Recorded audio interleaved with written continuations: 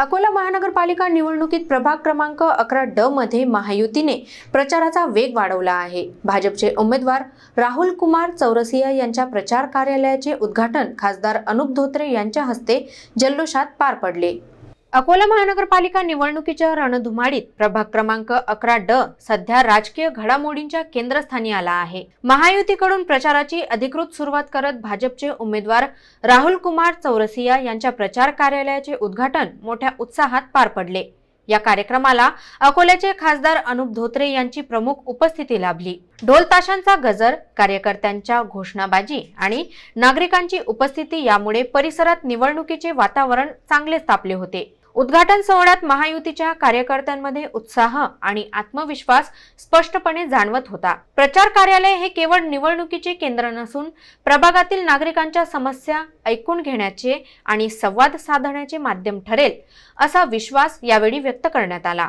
खासदार अनुप धोत्रे यांनी केंद्र व राज्य सरकारच्या विकास कामांचा उल्लेख करत प्रभागाच्या सर्वांगीण विकासासाठी महायुती कटिबद्ध असल्याचे सांगितले। पाणी पुरवठा, रस्ते, स्वच्छता, आरोग्य सुविधा आणि मूलभूत नागरी प्रश्न सोडवण्यासाठी एकसंघपणे काम केले जाईल असा निर्धार त्यांनी व्यक्त केला।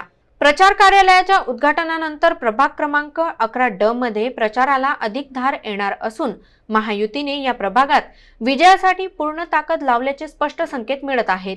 निवडणुकीच्या पुढील टप्प्यात ही लढत आणखी चुरशीची ठरण्याची चिन्हे दिसत आहेत। आज 11 क्रमांक प्रभागमध्ये भारतीय जनता पार्टीचे अधिकृत उमेदवार राहुल चौरसिया यांच्या कार्यालयाचं उद्घाटन आज झालेलं आहे। मागील 3-4 महिन्यापासूनच त्यांनी या प्रभागामध्ये आपल्या संपर्काच्या माध्यमातून सगळ्यांच्या भेटी घेतलं त्यांचं सातत्याने चालू आहे आणि आजपासनं भारतीय जनता पार्टीचे सगळे कार्यकर्ते, त्यामध्ये आमचे आलेले माजी नगरसेवक असतील, काही ज्येष्ठ कार्यकर्ते असतील आणि विशेषतः जे युवा कार्यकर्ते आहेत, महिला आहेत, यांच्या माध्यमातून जोराने येत्या 15 तारखेपर्यंत म्हणजे मतदानाच्या दिवसापर्यंत प्रचार असा चालू राहील आणि आमचे विजय हा निश्चित होणार आहे। सगळ्या ज्येष्ठांचे आशीर्वाद घेऊन उमेदवार रणनीतीमध्ये उतरले आहेत।